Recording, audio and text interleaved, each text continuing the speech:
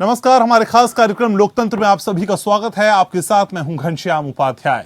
दिल्ली में जब से केजरीवाल सरकार बनी है तभी से अधिकारों को लेकर टकराव चलता आ रहा है।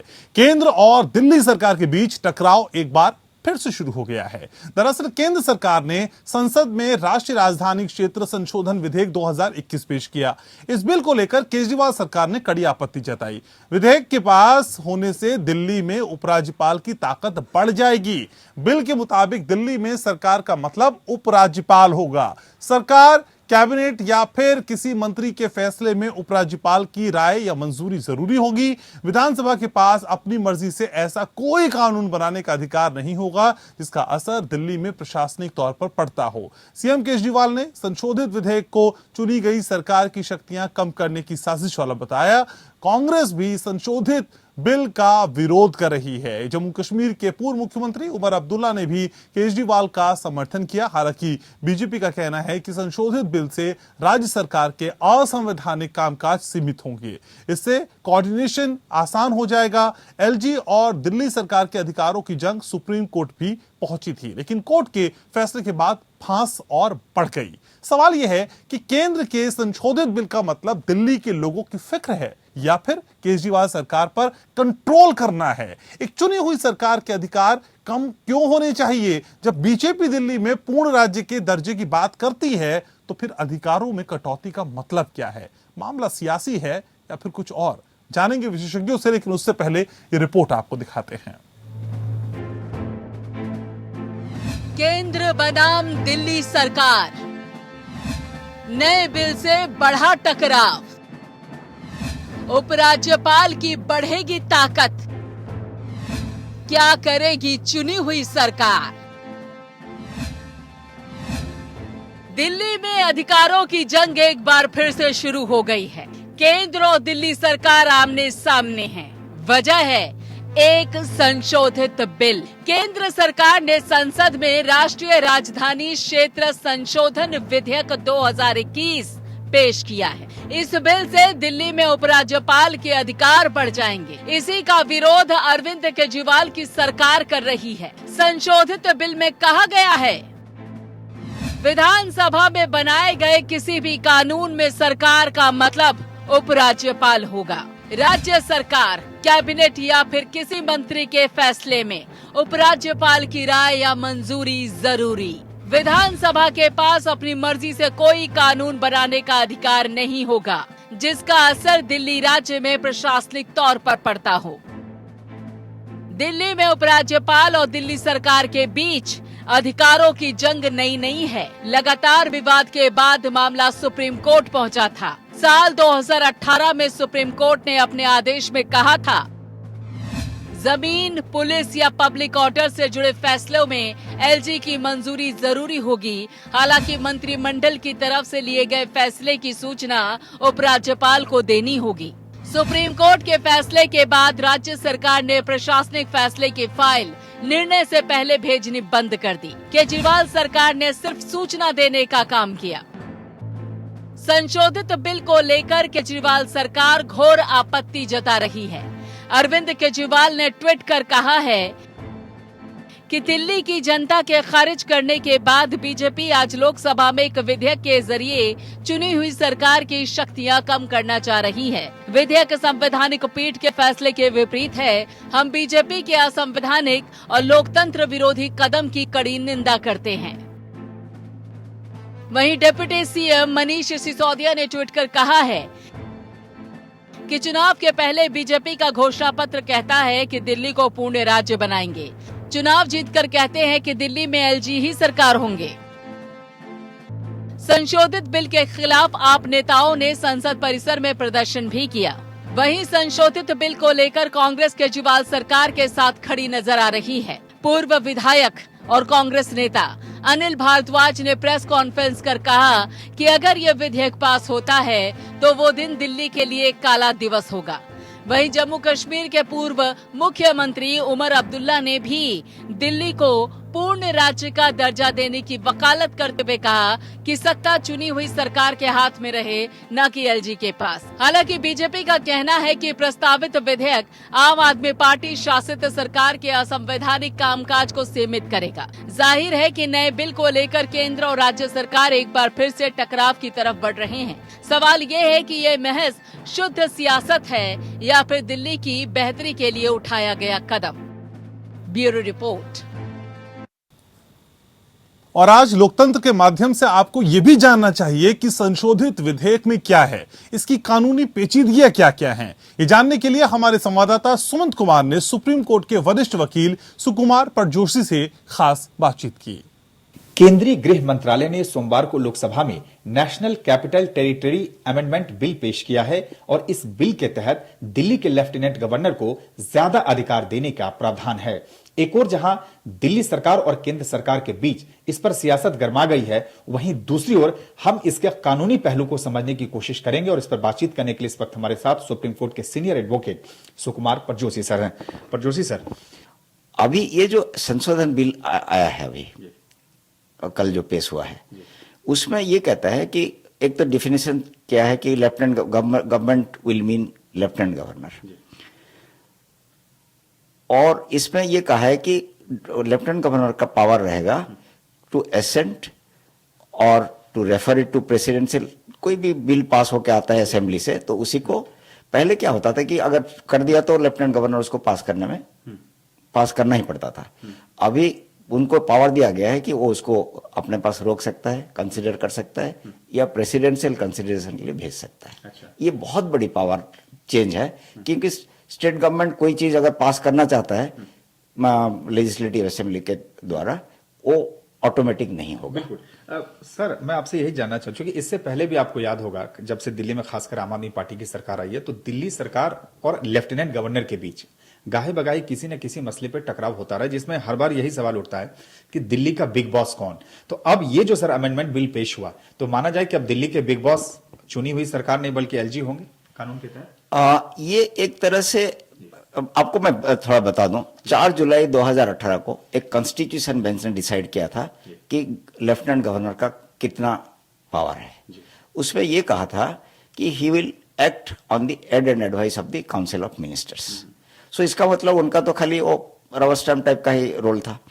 तो अभी ये जो आ गया कि उनके पास पावर ये आ जाएगा, ये लोग भेजेंगे और वो चाहे तो पास करे चाहे ना करे, चाहे उसको प्रेसिडेंट के पास भेजे। ये बहुत जबरदस्त चेंज हो गया, और इसमें अगर ये एक्ट आ जाता है और सस्टेन कर जाता है, क्योंकि ये एक्ट आएगा तब भी ये जुडिशियल रिव्यू होगा, और क्योंकि पहले सुप्रीम कोर्ट कॉन्स्टिट्यूशन बेंच का जजमेंट अलग तरीके से है, तो ये होगा। और ये अगर हो जाता है कि कॉन्स्टिट्यूशनली वैलिड माना जाता है, तो ये एक बहुत ही डायनामिक चेंज होगा, और चीफ मिनिस्टर और लेफ्टिनेंट गवर्नर के बीच में लेफ्टिनेंट गवर्नर ही सुपीरियर माना जाएगा। जी, ठीक है।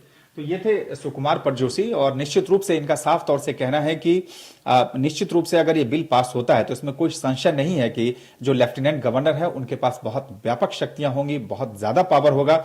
लेकिन जहां तक बात आम आदमी पार्टी की है, तो अगर ये बिल पास हो जाता है तो उनके पास जुडिशियल रिव्यू की मांग का उनके पास एक विकल्प बचेगा। कैमरामैन इमैनुअल के साथ सुमंत कुमार, एपीएन दिल्ली। तो आज अधिकारों की इस नई परिभाषा को समझने की कोशिश करेंगे, और मेरे साथ बेहद खास मेहमानों का खास पैनल जुड़ रहा है। परिचय मैं आपका करा दूं, मेरे साथ ओम प्रकाश शर्मा जुड़ रहे हैं भारतीय जनता पार्टी से, मेरे साथ घनेंद्र भारद्वाज चर्चा का हिस्सा बन रहे हैं, आम आदमी पार्टी से हैं, जयकिशन जी मेरे साथ जुड़ रहे हैं कांग्रेस से, साथ ही साथ पीके मल्होत्रा मेरे साथ जुड़ रहे हैं, पूर्व विधि सचिव हैं। आप सभी का बहुत बहुत स्वागत। मल्होत्रा साहब, शुरुआत आप ही से करना चाहूंगा। आज लोकसभा में पेश किए गए इस बिल के असल में मायने क्या है सर? घनश्याम जी, इससे पहले कि मैं बिल के ऊपर आऊँ, हमारे लिए ये समझना बहुत जरूरी है कि यूनियन टेरिटरी ऑफ दिल्ली, या जिसे हम national capital territory of Delhi कहते हैं, उसका हमारे संविधान के अंदर क्या स्थान है। कॉन्स्टिट्यूशन के अंदर आज भी दिल्ली को यूनियन टेरिटरी दिखाया गया है, तो इसको हम स्टेट नहीं कह सकते हैं। लेकिन 1992 में संविधान संशोधन के द्वारा आर्टिकल 239AA ऐड किया गया, जिसमें दिल्ली के लिए एक स्पेशल स्टेटस दिया गया, और एक government of national capital territory of act 1991 पास किया गया, जिसके अंदर संविधान का जो आर्टिकल 239 है और ये एक्ट है, उसके अंदर इसके अंदर एक स्टेट असेंबली का प्रावधान किया गया। स्टेट असेंबली को पावर्स दी गई और वही पावर दी गई जो एक फुल स्टेट के पास होती हैं under list 2 of the 7th schedule of the constitution. उसमें सिर्फ 3 एक्सेप्शन रखी गई, land, law and order and police. ये सब्जेक्ट सेंट्रल गवर्नमेंट के पास रहेंगे, बाकियों के ऊपर दिल्ली सरकार कानून बना सकती है। उस समय ऐसा समझा गया कि प्रोबेबली जब ये कानून बना है तो this is a step in A direction of making the Delhi, converting Delhi into A state. लेकिन हमें ये बात भी नहीं भूलनी चाहिए कि दिल्ली को अगर आप स्टेट का दर्जा देते हैं तो दिल्ली में केंद्रीय सरकार का हेडक्वार्टर है और उसमें कन्फ्रंटेशन की बात आ सकती है। उसको रिमूव करने के लिए जो कुछ पावर हैं, जो शक्तियां हैं, वो केंद्रीय सरकार के पास रही।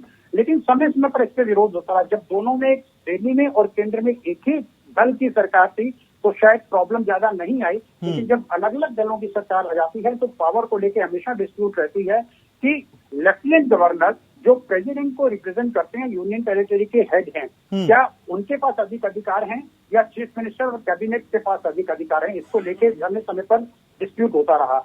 इसके लिए कॉन्स्टिट्यूशन बेंच ने जुलाई 2018 में एक आदेश पारित करके क्लैरिटी दी। हालांकि वो क्लैरिटी संविधान में पहले भी थी, लेकिन क्योंकि कॉन्स्टिट्यूशन जजमेंट का जजमेंट आया, उसने 2-3 बातें जो उन्होंने साफ साफ कही, जो मैं अपने दर्शकों के लिए बताना चाहूंगा कि क्या दिल्ली यूनियन टेरिटरी है या स्टेट है। उसमें कोर्ट ने होल्ड किया कि दिल्ली यूनियन टेरिटरी है and it is union territory with legislature. दूसरा पॉइंट उसमें आया कि क्योंकि एलजी एडमिनिस्ट्रेटर हैं, is he bound by the aid and advice of the council of minister. इससे सुप्रीम कोर्ट ने कहा जी हाँ, वो aid and advice of council of state जो है, काउंसिल ऑफ मिनिस्टर का, उससे बाउंड है। तीसरा उन्होंने कहा एक जो एक्सेप्शन है कि उनके पास जो एनी मैटर जो भी रेफर, जो प्रेसिडेंट को रेफर होता है वो सिर्फ वो होगा जहां डिफरेंस ऑफ ओपिनियन होगा। हर मैटर को प्रेसिडेंट के रेफरेंस के लिए रेफर नहीं किया जाएगा। और चौथी बात जो सुप्रीम कोर्ट ने कही, उन्होंने कहा कि क्या एलजी की कॉन्करेंस जरूरी है नेशनल गवर्नमेंट टेरिटरी एक्ट के अंदर। उसमें भी उन्होंने कहा कि उनकी कॉन्करेंस की जरूरत नहीं है, सिर्फ एलजी को इन्फॉर्म करने की जरूरत है। इस पैरिटी के बाद ये जो बिल लाया गया है और जो एलजी को ज्यादा पावर दी गई है, उन शक्तियों को, उन पावर्स को कम करने के लिए ये जो प्रावधान किए गए हैं, इस एक्ट में किए गए हैं। इससे 2 प्रश्न उठते हैं।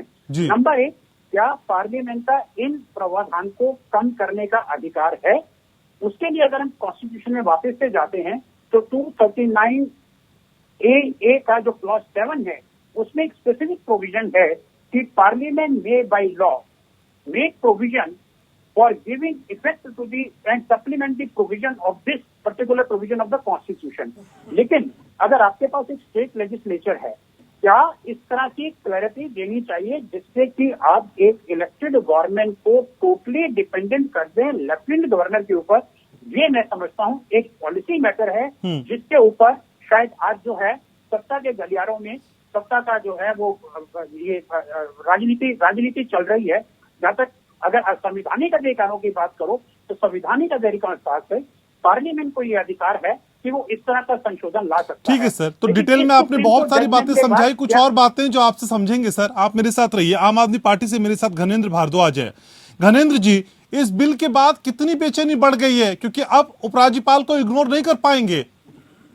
कम बजाया। देखिए, मल्होत्रा जी ने सब चीजें साफ साफ बता दी हैं कि जीएनसीटी एक्ट में किस तरीके के प्रावधान थे। संविधान में जो जीएनसीटी एक्ट 1991 में लागू करा था, उसके 239 में साफ साफ इस बात का उल्लेख है कि चुनी सरकार के पास सारी पावर्स होंगी और एलजी सिर्फ एडमिनिस्ट्रेटर का काम करेंगे। एलजी के पास कोई राइट नहीं है, क्योंकि दिल्ली यूनियन टेरिटरी, एलजी बाकी राज्यों में जो राज्यपाल होते हैं वैसा व्यवहार नहीं करेंगे। वो सिर्फ एडमिनिस्ट्रेटर की तरफ और एक ब्रिज की तरह काम करेंगे। उनके पास कोई भी फैसला लेने की शक्तियां नहीं है। 2015 में हमारी सरकार आती है। आपने देखा कि 2015 में जब हमने कुछ काम करने शुरू करे, उस टाइम के जो लेफ्टिनेंट गवर्नर होते थे नजीर जंग साहब, वो रोज हमारी फाइल रोक देते थे। हम कहते थे कि भी बिजली हम लोगों को फ्री में देना चाहते 200 यूनिट तक, वो हमारी फाइल दबा देते थे। हम कहते हैं पानी 20 लीटर पानी देना चाहते थे, वो हमारी फाइल दबा देते। हम कहते थे कि हम सीसीटीवी लगाना चाहते हैं, फाइल दबा देते थे। हम कहते थे मोहल्ला क्लिनिक खोलने में, हमारी फाइल दबा देते थे। हम कहते थे कि हम स्ट्रीट लाइट लगानी, फाइल दबा देते थे। ये सारी चीजें दिल्ली के लोगों ने देखी है। बार बार दिल्ली की चुनी सरकार को और दिल्ली के डेवलपमेंट को रोकने का काम उस टाइम के एलजी साहब ने करा। ये मामला सुप्रीम कोर्ट में जाता है। सुप्रीम कोर्ट में लगातार 2-2.5 साल इसकी हियरिंग होती है और जुलाई 2018 में सुप्रीम कोर्ट की 5 सदस्यीय कॉन्स्टिट्यूशनल बेंच, जिसको उस टाइम के चीफ जस्टिस दीपक मिश्रा हेड कर रहे थे, उस बेंच का एक कॉन्स्टिट्यूशनल बेंच का एक डिसीजन आता है। साफ साफ इस बात का उल्लेख होता है, साफ साफ इस बात को लिखा जाता है। कॉन्स्टिट्यूशनल बेंच लिखती है, सुप्रीम कोर्ट की कॉन्स्टिट्यूशनल बेंच लिखती है, जिसको हेड उस टाइम के चीफ जस्टिस कर रहे थे। और इस बात का उल्लेख होता है, इस बात को लिखा जाता है कि दिल्ली की चुनी सरकार के पास तमाम शक्तियां, सिवाय लॉ एंड ऑर्डर को छोड़ के, सिवाय लैंड को छोड़ के, पुलिस को छोड़ के और पब्लिक ऑर्डर को छोड़ के, 4 चीजें छोड़ के सारी की सारी जो पावर्स है वो दिल्ली सरकार के पास है। दिल्ली सरकार, दिल्ली कैबिनेट, दिल्ली के मंत्री जो डिसीजन लेंगे वो लेंगे और उसकी कॉपी लेफ्टिनेंट गवर्नर साहब को भेज देंगे। उसके बाद से आपने देखा गणेंद्र जी ये सारी बातें हमने देखी हैं सर, जितनी बातों का जिक्र आप कर रहे हैं ये सारी बातें देखिए, लेकिन अब बता दीजिए सर, इस बिल को लाने के पीछे आपको कौन सी मंशा समझ में आती है? आखिर कौन सा वो विचार है जिसके कारण बिल लाया जा रहा है? मैं बता रहा हूँ, भारतीय जनता पार्टी इस टाइम डरी हुई है, घबराई हुई है। भारतीय जनता पार्टी को पता चल गया है कि दिल्ली के लोग अगले एमसीडी चुनाव में इनका सूपड़ा साफ करने जा रहे हैं। अभी हाल ही में दिल्ली में 5 बाई इलेक्शन हुए। 5 बाई इलेक्शन में भारतीय जनता पार्टी को दिल्ली के लोगों ने 0 पे लाके खड़ा कर दिया। भारतीय जनता पार्टी वाले बार बार इस बात का इनके अभी तक पेट में दर्द है कि दिल्ली के लोगों ने अरविंद केजरीवाल और आम आदमी पार्टी को इतना प्यार क्यों दिया। एक बार 70 में से 67 सीटें, एक बार 70 में से 62 सीटें, वही दर्द इनका खत्म नहीं हो रहा। ये लोग गरीब के दुश्मन नहीं चाहते कि गरीब आदमी को फ्री में। आप कह रहे हैं कि असल में आपसे बीजेपी डरती है। सुन लेते हैं सर, ओम प्रकाश जी से पूछ लेते हैं। ठीक है घनेंद्र जी अभी आऊंगा सर, आऊंगा आपके पास भी आऊंगा। ओम प्रकाश जी, असल में आम आदमी पार्टी ये समझाने की कोशिश कर रही है कि देखिए दिल्ली में आपको जनता तो चुनती नहीं है, तो आप एलजी के जरिए अब अपने को चुनवाने का काम करेंगे। सर डरते हैं क्या आम आदमी पार्टी से दिल्ली में? देखिए उपाध्याय जी, मैं आपको ये कहना चाहता हूँ, दिल्ली में 2-2 बार 7 एमपी की सीटें हमने जीती हैं। 3 बार से लगातार म्युनिसिपल कॉर्पोरेशन तीनों हमारे पास। जो 4 सीटें जीतने की बात करते हैं, इनके पास इनकी सीटें थी, इनकी सीटें इनके पास आ गई। अब सवाल आता है ये नए संशोधन बिल का, तो इसके लिए आपको सन 52 से 55 में जाना पड़ेगा। 52 से 55 में दिल्ली में एक जो विधानसभा थी वो बिल्कुल ऐसी विधानसभा थी जो पूरे देश की विधानसभा पूर्ण शक्ति के साथ थी। तो उसमें डिस्प्यूट हुआ, तत्कालीन प्रधानमंत्री और तत्कालीन सीएम के बीच में सीमा और उनके अधिकार, उसके बीच में जो डिस्प्यूट हुआ, उसके बाद सन 1956 से लेकर आज तक सीमित साधनों वाली विधानसभा दिल्ली में रही। कभी वो मेट्रोपॉलिटन काउंसिल के उसमें रही और 93 से वो विधानसभा के उसमें रही। तो दिल्ली केंद्र शासित प्रदेश होने के नाते दिल्ली में कभी भी जो विधानसभा रही है उसको और विधानसभाओं के साथ आप उसकी तुलना नहीं कर सकते। दिल्ली में केंद्र की सरकार है और केंद्र की सरकार होने के नाते ही यहाँ पर ये केंद्र शासित प्रदेश के नाते ही यहाँ की जो अपनी जो विधानसभा है उसको सीमित अधिकार दिए गए। पहले भी सन 1956 से आज तक राष्ट्रपति के आदेश के अनुसार और हमारी पार्लियामेंट के अनुसार जो चल रहा था वो आज भी चल रहा है। इसके बीच में कांग्रेस की भी सरकार आई, वीपी सिंह साहब की सरकार आई और मिलीजुली सरकार आई, किसी ने भी इस विषय में कोई बात नहीं की। अब जो आज का जो मुद्दा है इसमें मेरा कहना केवल इतना है कि सुप्रीम कोर्ट में जब ये केस गया तो सुप्रीम कोर्ट ने जो सीएम के अधिकार हैं उसकी विवेचना की, लेकिन राज्यपाल के अधिकारों के विषय में सुप्रीम कोर्ट मौन रहा। तो सवाल ये है कि जो लेजिस्लेशन बनाना ओम प्रकाश जी, लेकिन जिस जनता ने असल में सरकार को चुना, जिन्होंने जनमत दिया, क्या परोक्ष रूप से आप उस जनमत का अपमान नहीं कर रहे हैं? आप गलत बोल रहे हैं। दिल्ली में सीमित अधिकारों वाली विधानसभा जनता ने चुनी है। और ये बात आप समझ लीजिए, 56 से लेकर आज तक दिल्ली केंद्र शासित प्रदेश है या भारत की राजधानी है, और ये काम पहले भी होते रहे हैं। केजरीवाल जी से पहले भी अलग अलग पार्टियों की सरकार केंद्र में और दिल्ली में रही है। घनेंद्र जी को रिस्पॉन्ड करना चाह रहे हैं, ठीक है, आप ही की बात पे कुछ बोलना चाह रहे हैं सर, जल्दी से बोलिए, फिर मैं आगे बढ़ रहा हूँ। घनेंद्र जी, ओम प्रकाश जी से दो बातें पूछना चाहता हूँ। नहीं, अगर ओम प्रकाश जी, क्या मोदी की सरकार और आपकी सरकार सुप्रीम कोर्ट से ऊपर है? बिल्कुल है। अरे कैसी बात कर रहे हो? कानून बनाना सुप्रीम कोर्ट का काम नहीं है सर। घनश्याम जी, 93 का इनका मैनिफेस्टो देख लो, 98 का देख लो, 2003 का देख लो, 2008 का देख लो, 13 का देख लो, 15 का देख लो, 20 का देख लो। हर मैनिफेस्टो में स्टेट की बात करते हैं। इसका मतलब ये मैनिफेस्टो में झूठ लिखते थे। एक तरफ पूर्ण राज्य की बात करते हो और दूसरी तरफ सुनी सरकार की शक्तियां खत्म करने की बात करते हो। ये आपके दोनों चेहरे हैं। भारतीय जनता पार्टी का डबल ठीक है। फेस है। घनेंद्र जी, आपने अपना पॉइंट बता दिया। घनेंद्र जी, अपना पॉइंट बता दिया। ओम प्रकाश जी को बोलने दीजिए, फिर मैं आगे बढ़ रहा हूँ। ओम प्रकाश जी जल्दी से रिएक्ट करिए सर, मैं आगे चल रहा हूँ। डिबेट इस तरीके से करनी है क्या? नहीं, डिबेट ऐसी होगी सर, आपको काउंटर किया उन्होंने। डिबेट क्यों नहीं होगी सर ऐसे? अगर आपने कुछ बोला, अगर वो काउंटर करना चाहते हैं तो सुनना पड़ेगा ना सर। नंबर आएगा नहीं सर, डिबेट कैसे होगी ये मत बताइए sir. Om Prakash ji, with due respect, debate कैसे होगी ये मत समझाइए। एक एक करके मौका सबको मिल रहा है, उनके काउंटर करने का मौका आपको भी दिया जा रहा है। ओम प्रकाश जी, उनको काउंटर करने का मौका आपको भी दिया जा रहा है। अगर बीच में व्यवधान होगा तो मैं भी बीच में बोलूंगा। नहीं, बीच में नहीं बोले, वो बीच में नहीं बोले सर। आपके बाद जब मैंने उन्हें बोलने के लिए बोला तब बोले। नहीं ओम प्रकाश जी, आप अपनी बात पूरी करिए सर, इस बहस में मत पड़िए। ओम प्रकाश जी अपनी बात पूरी करिए, फिर मैं आगे बढ़ रहा हूँ। पूरी होने दे रहे। मैं आपसे कहना ये चाहता हूँ कि संविधान बनाना कोर्ट का काम नहीं है, संविधान बनाना पार्लियामेंट का काम है। और 56 से लेके आज तक जितनी भी सरकारें रही हैं उनका भी यही कहना था कि दिल्ली केंद्र शासित प्रदेश है और सीमित अधिकारों वाली यहाँ विधानसभा तो आप है। सुप्रीम कोर्ट से ऊपर हैं, मान लेना। अरे सुनिए, सुप्रीम कोर्ट से ऊपर संसद है। आपको समझ नहीं आ रही है बात क्या? अच्छा, संसद सुप्रीम कोर्ट से ऊपर है। दोबारा सुनिए, आप इतना उखड़ क्यों रहे हैं? ओम प्रकाश जी, इतना उखड़ क्यों जाते हैं आप? सवाल पूछने से इतना उखड़ते क्यों हैं सर? आपका अंदाजा भैया इतना तल्ख क्यों हो जाता है? क्या इसी तल्खी से पूछा मैंने आपसे? आप सवाल गलत पूछ रहे हैं। नहीं, ये आप तय नहीं करेंगे ओम प्रकाश जी, ये आप तय नहीं करेंगे कि सवाल क्या पूछा जाएगा। बोलिए अपनी बात। दोबारा सुनिए ध्यान से। सुप्रीम कोर्ट से ऊपर पार्लियामेंट है। आपको क्या कहना चाहिए? ठीक है, आप मेरे साथ रहिए। और मेरे साथ कांग्रेस से जय किशन जी बने हुए। जय किशन जी, असल में जो ये जंग चल रही है दिल्ली में, चाहे एलजी साहब बीच में आते हो, चाहे आम आदमी पार्टी आती हो, बीजेपी आती हो, इस जंग को लेकर कांग्रेस कैसा नजरिया रखती है? कांग्रेस कैसे देखती है इसको? दोनों दल जो हैं सत्ता के लालची हैं। दोनों दल जो हैं लोकतंत्र से प्यार नहीं करते। दोनों के दोनों जो हैं झूठ लूट के नाम से सत्ता था करके लोगों को गुमराह करके छल कपट के साथ ये सत्ता में रहना चाहते हैं। इनको संविधान की पूरी परिभाषा की जानकारी है ही नहीं। इन्होंने क्योंकि संविधान बनाया नहीं, इनको संविधान की कोई चिंता नहीं है। ये संविधान को कुचल रहे हैं, ये लोकतंत्र को कुचल रहे हैं। एक झूठ के नाम पर कुचल रहा है, एक जो चौकीदारी के नाम से कुचल रहे हैं। इनको सत्ता का नशा है।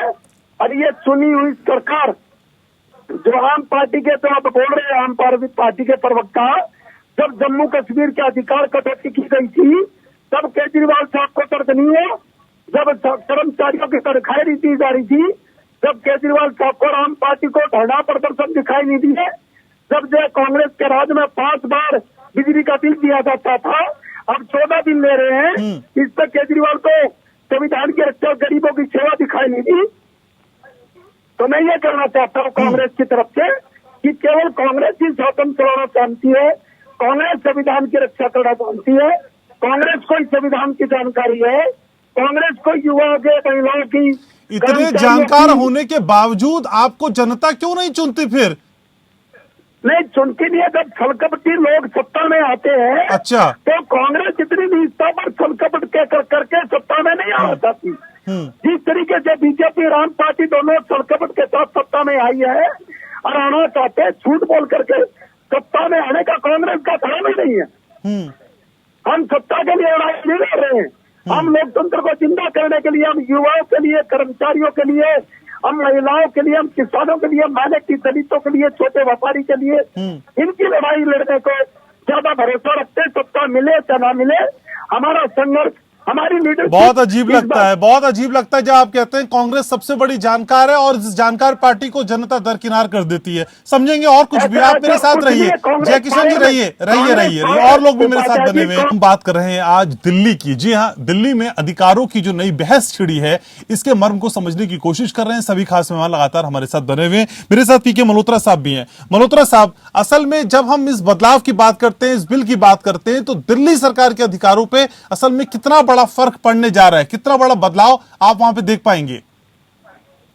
घनश्याम जी, ये जो बिल पार्लियामेंट में इंट्रोड्यूस किया गया है जी, मैं समझता हूँ दिल्ली की जनता के लिए ये बहुत ही महत्वपूर्ण बिल है।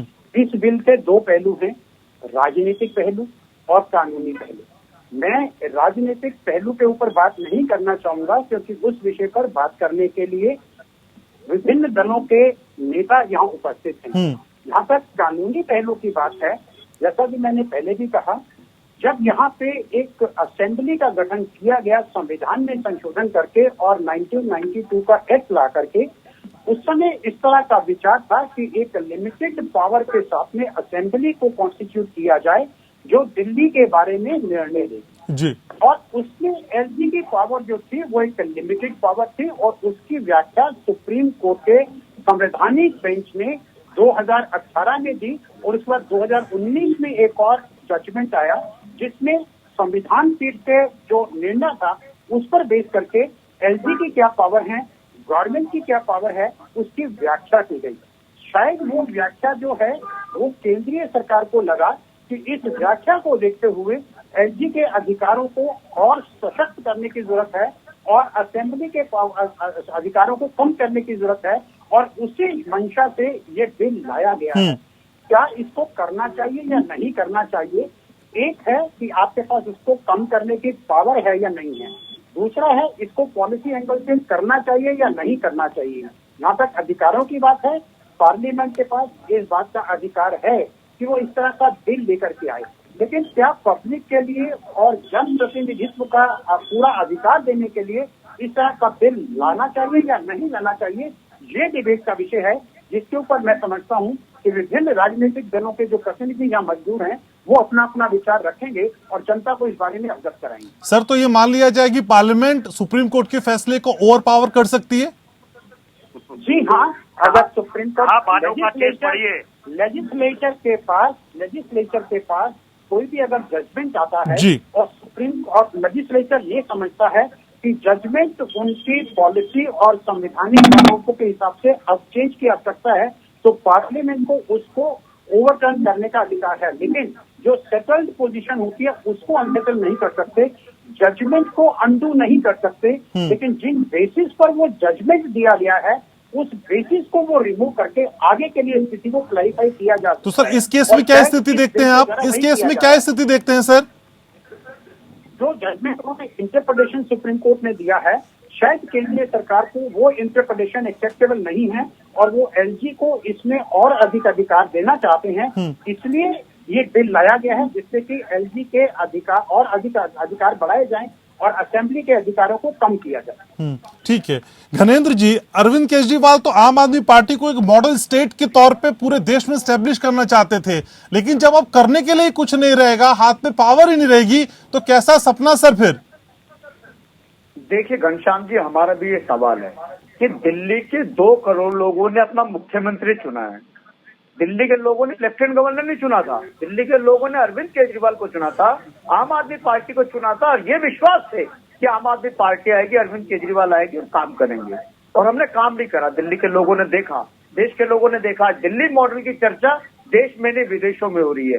जो हमारा हेल्थ केयर मॉडल है, एजुकेशन मॉडल है, इसकी चर्चा विदेशों में हो रही है।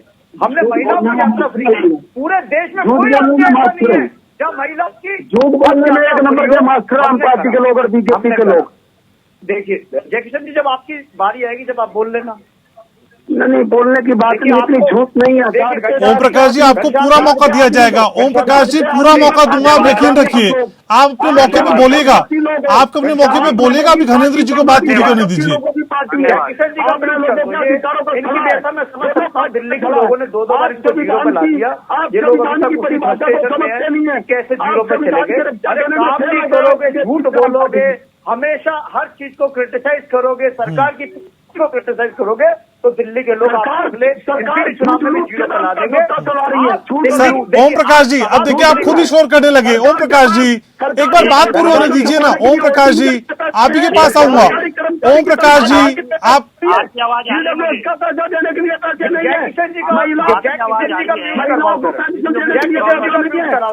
सर एक साथ नहीं हो पाएगा। अच्छा, बाकी साउंड्स को ऑफ कर दीजिए। घनेंद्र जी, आप बोलिए। जीरो नंबर वालों को म्यूट कर दो सर। घनेंद्र जी बोलिए आप। इनको दिल्ली के विकास से कोई मतलब नहीं है। ये दिल्ली की डेवलपमेंट की विरोधी है। दिल्ली में गरीब आदमी को 200 यूनिट बिजली फ्री मिले। ये नहीं शोर नहीं। जयकिशन जी, जयकिशन जी, जवान पार्टी को दिखाई नहीं। देखो ये जीरो नंबर वाले कितना शोर मचा रहे हैं। अरे आपसे राइट छीन ली दिल्ली के लोगों ने। आप विधानसभा में बोलने लायक भी नहीं, एक भी सदस्य नहीं है आपका। क्यों फ्रस्ट्रेशन यहाँ पे निकाल रहे हो? दिल्ली के लोगों से जाओ, काम करो। हो सकता है दिल्ली के लोगों को कुछ आपकी बात समझ में आ जाए, लेकिन नेगेटिव चीजों में लगे रहोगे, अभी भी नेगेटिव प्रोपेगेंडा करोगे, आंखों में काली। ठीक है, तो नेगेटिव चीजों को अंकित करने की बजाय दूसरी चीजों पे सोचने की जरूरत है। आप घनेंद्र जी अपनी बात पूरी करिए, फिर मैं ओम प्रकाश जी के पास जाऊंगा। ब्रेक से पहले आप कुछ कह रहे थे।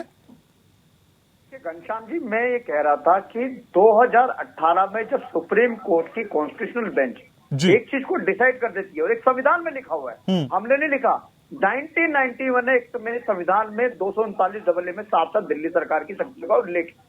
दिल्ली सरकार क्या काम कर सकती है और एलजी के क्या अधिकार है, उन सब चीजों पे बाकायदा उसमें लिखा हुआ है। हुआ क्या कि 2015 में जब हमारी सरकार आई तो इन लोगों ने बार बार हमें तंग करने की कोशिश करी, बार बार हमारे काम रुकवाने की कोशिश करी। बार बार इन लोगों को लगा कि अरविंद केजरीवाल फ्री में बिजली क्यों दे रहा है, अरविंद केजरीवाल फ्री में पानी क्यों दे रहा है, अरविंद केजरीवाल सरकारी अस्पताल को ठीक कर रहा है, अरविंद केजरीवाल सरकारी स्कूल को ठीक कर रहा है, अरविंद केजरीवाल महिलाओं की यात्रा क्यों फ्री कर रहा है, अरविंद केजरीवाल सीसीटीवी क्यों लगवा रहा है। ये बातें दोहरा दी सर, दोहरा रहे आप इन बातों को। ठीक है सर, समझ गया मैं, आपकी बात समझ गया। घनेंद्र जी, मैं घनश्याम जी सुन लीजिए। हाँ। 2018 में सुप्रीम कोर्ट की कॉन्स्टिट्यूशनल बेंच एक डिसीजन देती है। 2018 से लेकर 19, 20, 21 3 साल बाद अचानक भारतीय जनता पार्टी को क्यों याद आती है कि अब अमेंडमेंट दोबारा करना चाहिए। इसका कारण समझ लीजिए, 2022 में दिल्ली में नगर निगम का चुनाव है। दिल्ली की सरकार जो काम कर रही है, दिल्ली के लोग बहुत खुश हैं। 2 करोड़ दिल्ली के लोग अरविंद केजरीवाल को अपना बेटा मानते हैं, आम आदमी पार्टी की सरकार को अपनी सरकार मानते हैं, क्योंकि आम आदमी पार्टी की सरकार ने आम आदमी की जीवन को सुलभ करने का काम दिल्ली में करा है। इन्हें लग रहा है 5 बाई इलेक्शन में, 5 बाई इलेक्शन में जीरो पे चलेगा बीजेपी वाले। ठीक है, अब इनको ये बातें कह दी, ये बातें आपने कह दी सर। और दिल्ली के लोग 2022 में इनको जीरो पे लेके जाने वाले एनसीडी में। ठीक है घनेंद्र जी, ये हो गई बातें, हो गई। ठीक है सर, अब नहीं, एक साथ नहीं ना सर, लगातार नहीं, मोनोलॉग मत करिए सर। ठीक है, उसी दिशा में काम कर रहे हैं। समझ गया आपकी बात सीधे। ओम प्रकाश जी, क्या अरविंद केजरीवाल का कोई तोड़ समझ में नहीं आया जिसकी वजह से इस तरह का बिल लाने की कोशिश की गई? आम आदमी पार्टी यही समझा रही है असल में।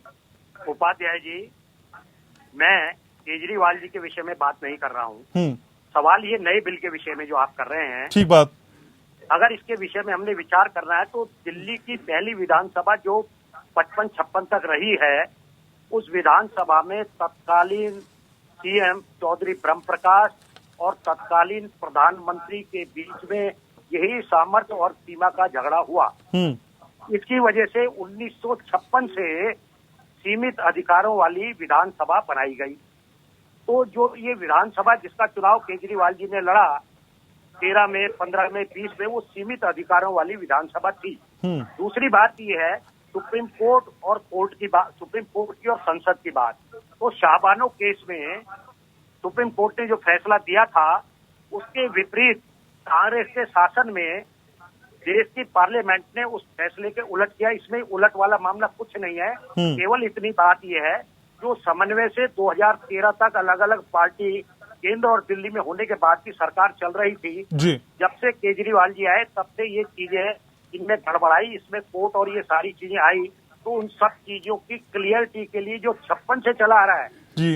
दिल्ली जो केंद्र शासित प्रदेश है या भारत की राजधानी है जी। या किसको कितना अधिकार होना चाहिए, ये तो 56 में ही सरकार ने तय कर लिया था।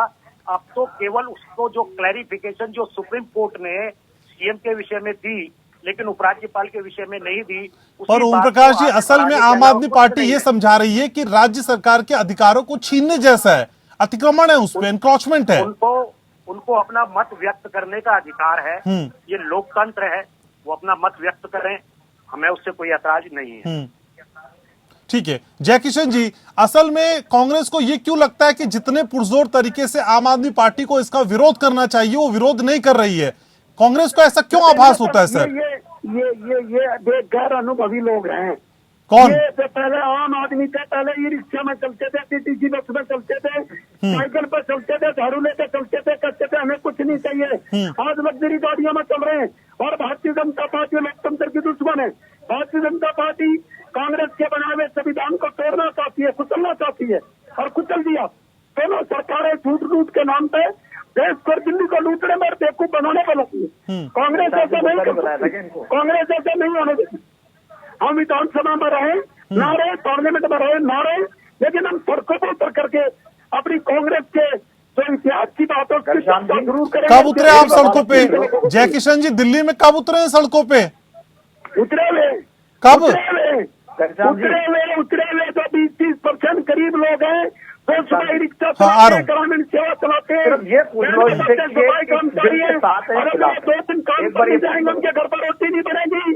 ये बिल के साथ है कि पक्ष में गुमराह करके इनका दिल्ली के लोगों को गुमराह करके दोनों पार्टियां जी। के नाम पर जयकिशन जी, जयकिशन जी, जयकिशन जी, मेरा मुद्दा आज असल में ये नहीं है, मेरा मुद्दा असल में ये नहीं है कांग्रेस सड़कों पे कितनी है। जयकिशन जी शोर क्यों मचा रहे हैं सर आप? जयकिशन जी शोर मत मचाइए, हमारे पास कई इक्विपमेंट्स हैं जो आपकी आवाज को बेहतर तरीके से दर्शकों तक पहुंचा देंगे। आप शोर मत मचाइए, सब शोर मत सुनिए।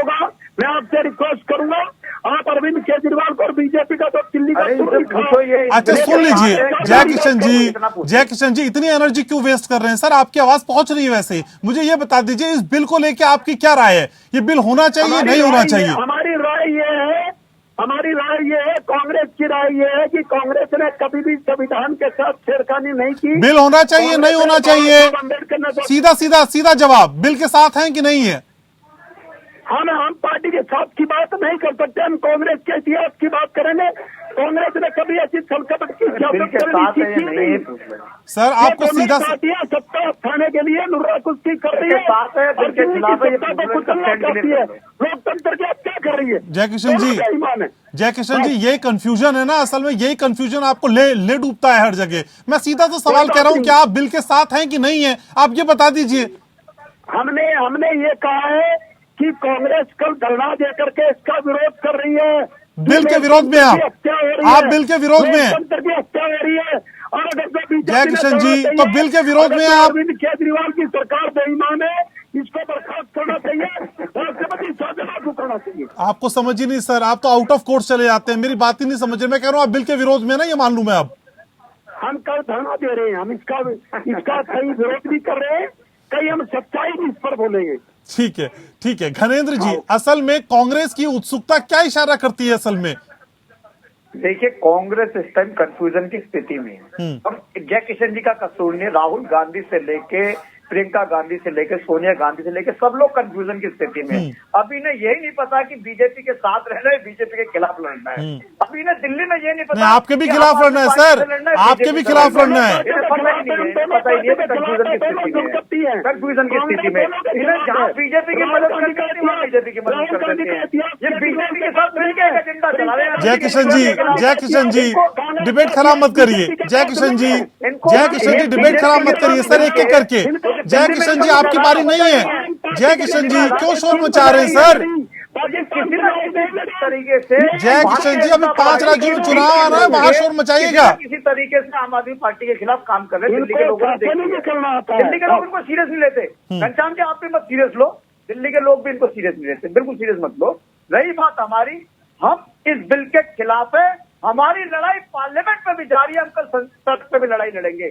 भारतीय जनता पार्टी की सरकार लगातार देश में लोकतंत्र को कुचलने का काम कर रही है, लगातार संविधान को खत्म करने का काम कर रही है। आज मेरी भी जिम्मेदारी बनती है और देश के हर उस नागरिक की जिम्मेदारी बनती है जिसका विश्वास संविधान में, जिसका विश्वास लोकतंत्र में, कि वो कल आए जंतर मंतर पर अरविंद केजरीवाल के साथ खड़े होकर इस तानाशाही सरकार के खिलाफ अपनी आवाज बुलंद करे। अगर दिल्ली में ये होगा तो निश्चित तौर पर पूरे देश में होने जा रहा है। भारतीय जनता पार्टी हिटलर से भी बड़ी पार्टी बन गई है। नरेंद्र मोदी का कैरेक्टर हिटलर से भी बड़ा कैरेक्टर हो गया। ठीक है, शोर नहीं। ठीक है जय किशन जी, हो गया, ठीक है धनेंद्र जी, हो गया, आपने अपना पॉइंट बना दिया, ठीक है, समझ आ गया आपको पॉइंट सर, ठीक है जय किशन जी, हो गया जय किशन जी, ठीक है।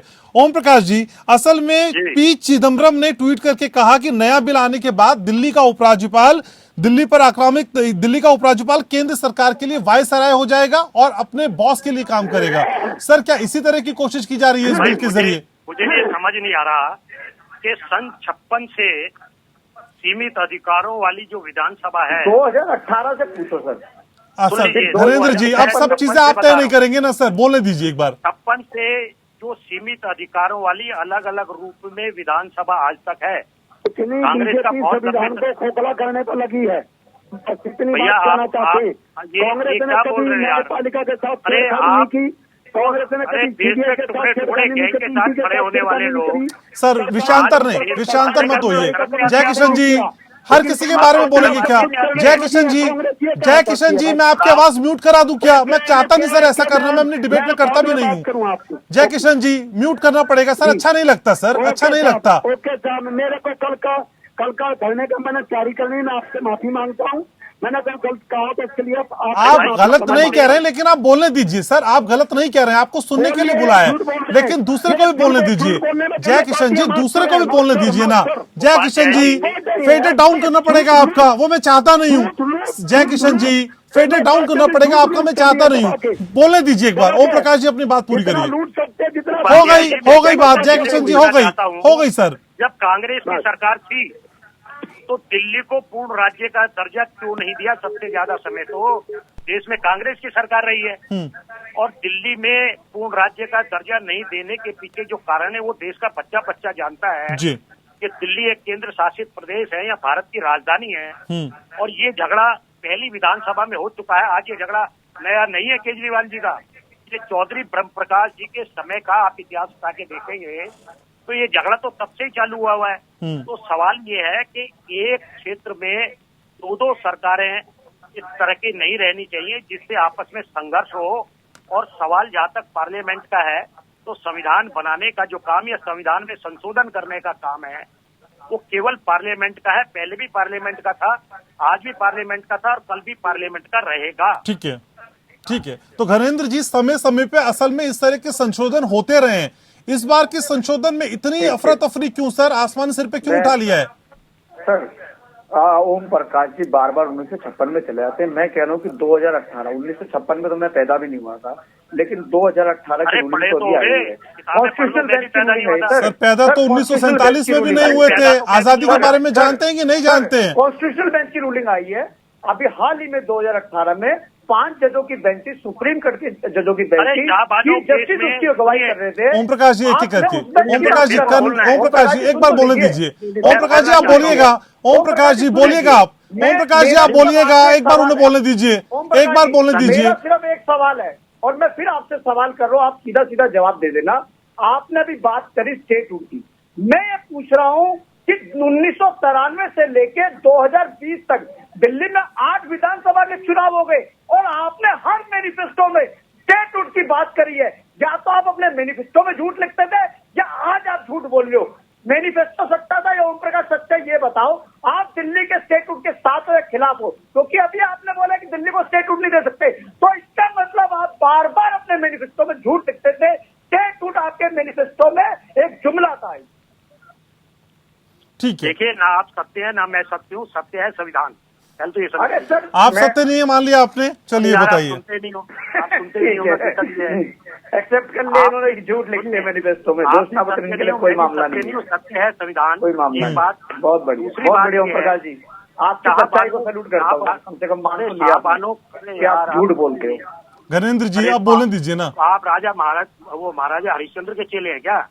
नहीं, पर्सनल नहीं होना सर, पर्सनल मत होइए प्लीज, प्लीज पर्सनल मत होइए, पर्सनल मत होइए सर, व्यक्तिगत टिप्पणी नहीं सर, व्यक्तिगत टिप्पणी नहीं। टेलीविजन के कैमरे के सामने मान लिया कि हमारे घोषणा पत्र का कोई मतलब नहीं, हम घोषणा पत्र में झूठ लिखते हैं, अच्छा झूठ परोसते हैं, झूठ बोलना, झूठ लिखना। गणेंद्र जी बोले दीजिए सर, बोले दीजिए। आज इस बिल के ऊपर बहस है तो बिल के ऊपर ही आ जाओ। अरे स्टेटहुड के बाद, स्टेटहुड बिल से जुड़ा हुआ सब्जेक्ट है सर, उसको अलग नहीं कर जुड़ा हुआ सकते। तो सब कुछ है, सारी दुनिया स्टेटहुड जुड़ी बिल है। से जुड़ा हुआ सब्जेक्ट है सर, पहले और चीजों पर बात कर लो, फिर बिल पे बात कर लो। अच्छा ठीक है, ठीक है सर, आज तो सब शांत करने में समय जाया हो गया सर, बोलने दीजिए कर, कुछ समझ ले लोग भी।